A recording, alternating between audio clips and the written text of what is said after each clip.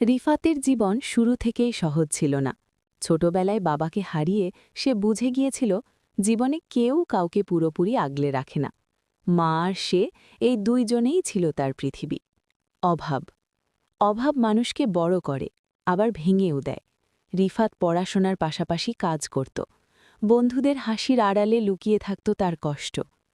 ভালোবাসা একদিন নীলার সঙ্গে পরিচয়। নীলা রিফাতের কষ্ট বুঝত। অল্প কথায় নীরবে তাদের ভালোবাসা গড়ে উঠল। স্বপ্ন দুজনেই স্বপ্ন দেখত একদিন সব ঠিক হয়ে যাবে, কিন্তু স্বপ্নের চেয়েও বাস্তব অনেক কঠিন। বিচ্ছেদ অভাব আর পারিবারিক চাপে নীলাকে দূরে সরে যেতে হয়। রিফাত কিছু বলে না, শুধু হারাতে শেখে।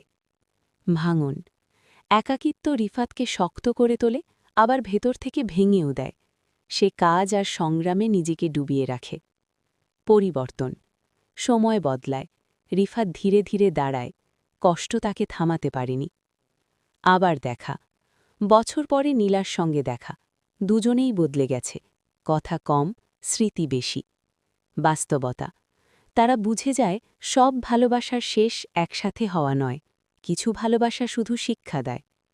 শেষ রিফাত একা হাঁটে, কিন্তু দুর্বল নয়। খারাপ আর ভালো মিলিয়েই জীবন।